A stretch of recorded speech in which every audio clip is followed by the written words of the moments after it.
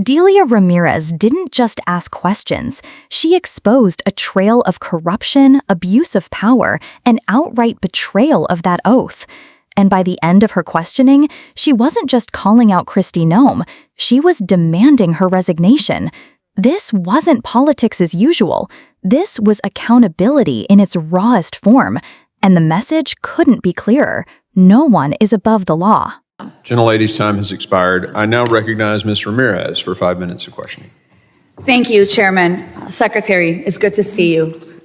I'm going to go straight to the questions because I have a lot of them.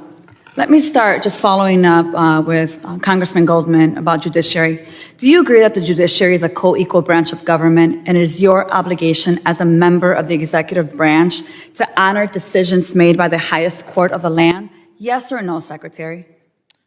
We are abiding by all federal judges' orders, absolutely. So, yes, it's a co-equal branch of government. Okay, well, let me ask you a follow-up question to that.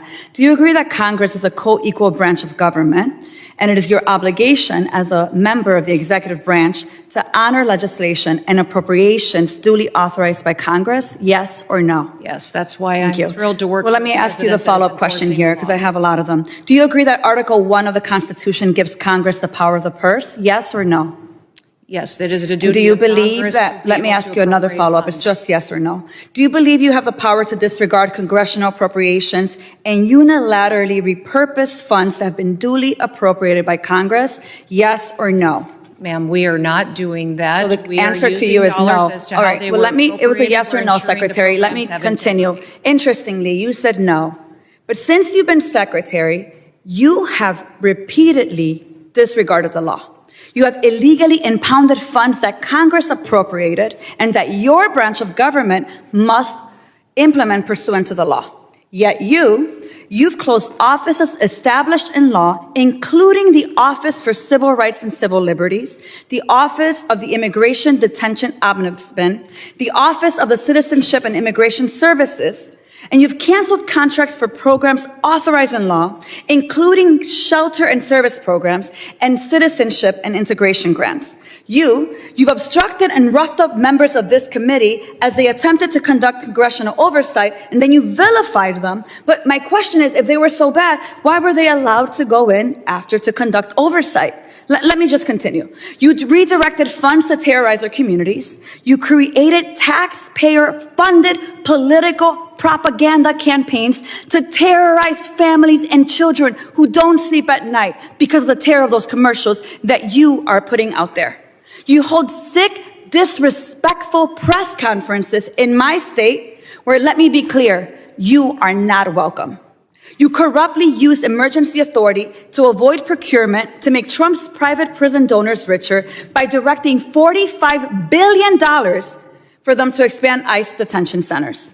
You defunded work to address real threats to the homeland, all while you pursued college newspaper editors, labor leaders, and even a Harvard scientist who failed to declare frog embryos at the airport. Clearly, we don't have time for all my questions, so I have 13 pages worth of questions that I will be submitting to the record that I expect you and the administration to answer. But here is my final question to you. When you took your oath, did you swear to support and defend the Constitution of the United States of America? Yes or no? Yes, I did. So I find that laughable. You don't behave like someone who takes that oath seriously. And let me tell you why. We don't live in a dictatorship or a monarchy. Trump's will is not the guiding doctrine of this nation, and our country is not a playground for his or your twisted authoritarian fantasies. We are a democracy.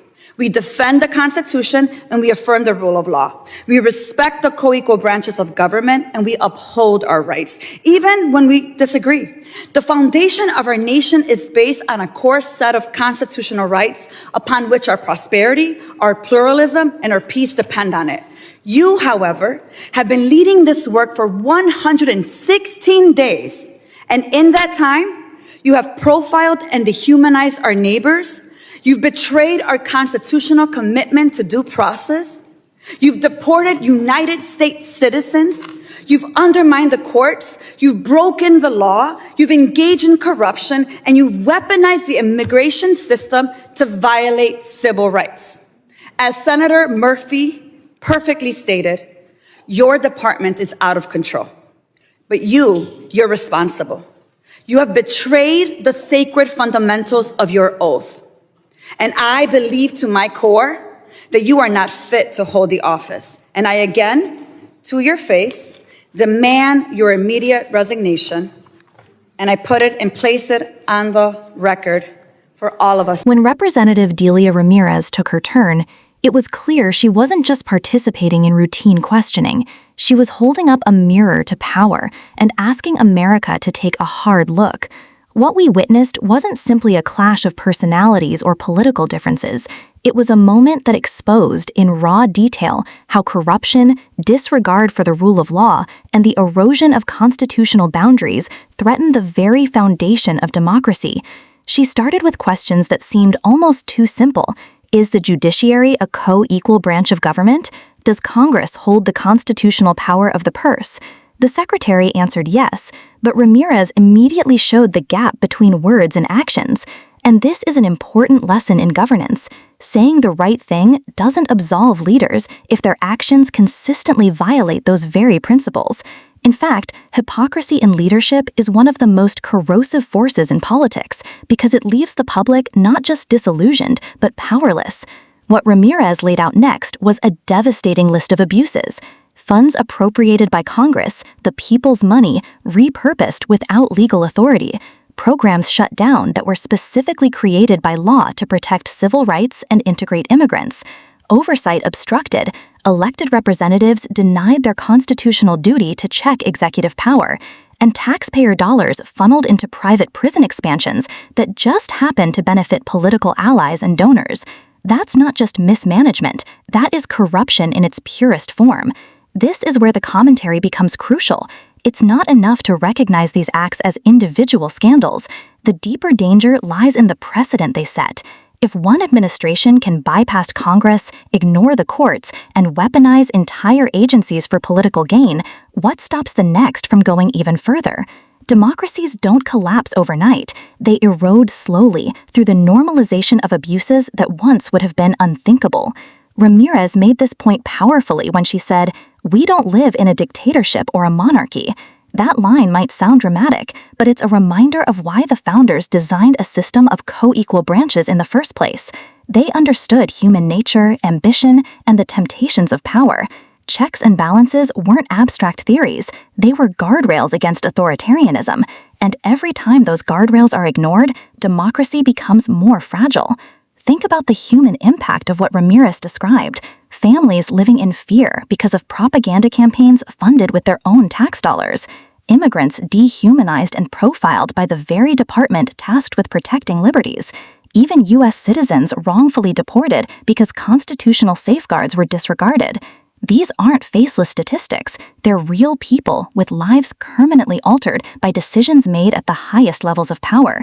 And that's what Ramirez wanted to center, the human cost of corruption. Her final demand for the secretary's resignation wasn't just political theater. It was an act of drawing a boundary, a declaration that enough is enough. And whether or not that resignation comes, the power of that moment is in the precedent it sets for accountability, because accountability is the oxygen of democracy. Without it, corruption thrives, power consolidates, and the voices of ordinary people are drowned out. And here's where we have to be honest with ourselves. Democracy doesn't defend itself. It requires vigilance, not just from elected officials, but from the people. If abuses like these are shrugged off, they become normalized, and what's normalized becomes permanent. That's why Ramirez's stand matters. It's not just about one secretary or one administration. It's about reminding all of us that power is only legitimate when it is bound by the Constitution, by law, and by a respect for the people it serves.